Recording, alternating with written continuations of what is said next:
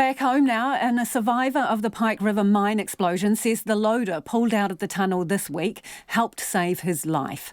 Today, Russell Smith got to have a close-up look at the vehicle he was driving that fateful day.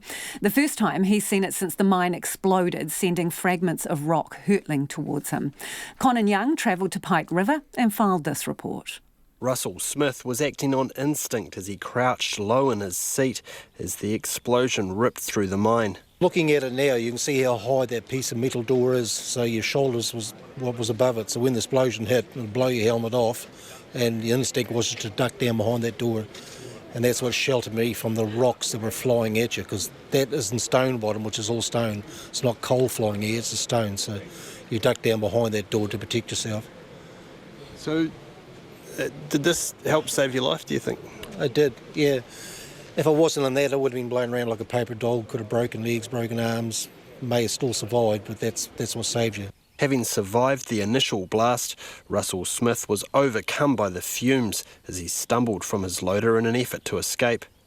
An electrician who ventured into the mine in an effort to work out why none of the men were responding to their radios saw him spread-eagled on the ground and left him for dead as he turned and made his own way back to the surface. A short while later, Daniel Rockhouse, the only other survivor of the explosion, stumbled across him. Supporting Russell's weight, Daniel helped him navigate the 1.5 kilometre walk to safety. And running up the mine, there was compressed air and water pipes beside us, and about every, I can't remember the distance, but every 100 yards I got taps. So we were turning the taps on, getting some fresh air in order to carry on and making our way out, because you literally couldn't see your hand in front of your face. It was just smoke, thick smoke. Russell says it was an emotional moment when his loader was towed out of the mine early on Tuesday night. Well, it was good to see how good of a state their loader is. People think it looks rough. It is rusty, but it's in very good condition. The explosion, what I can see, is hardly affected it at all. Yeah. Which gives you hope that all the rest of the evidence up there, and I'm picking it will be in good condition, because it's not in the direct line of the blast. A lot of that is around the corner. And like where Rocky was, it's just safe around there from explosion. Daniel Rockhouse's mum, Sonia, received a call from her son in Australia last night and says he's been following the latest development at Pike closely. He was a bit emotional as well. I was speaking to Jo and she said, yeah, your son's a bit of a hero. I know, she always says that. I mean, he is a hero. He is a hero. But it's just Daniel. You know, it didn't surprise me at all when I found out he was the one that had done that, because that's him. He's just a brave soul. I think that any one of my boys would have done it. They're all similar nature, and I think anyone would have done it, really. But, you know, he is definitely a hero.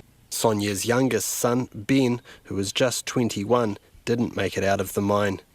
She remains hopeful the last 700 metres of the entry tunnel that has yet to be explored, and where nobody has been since November 19, 2010, will be where some of the men are. The men were gathering around Spaghetti Junction, waiting for the taxi to come and pick them up. I've done a timeline. Apparently, McConnell Dale came out from the time they left the portal. It was 93 seconds. So I've tried to work out how fast the vehicles go and things like that. And I've worked out that the troopy driver would have had enough time to go up, turn around, and the guys to get into the troopy and then be on their way out, if all things were equal, if everything went according to plan. Today, the Minister for Pike River Recovery, Andrew Little, said while it's unlikely any remains will be found, it's important to recover the entry tunnel to bring closure for the families and to promote accountability.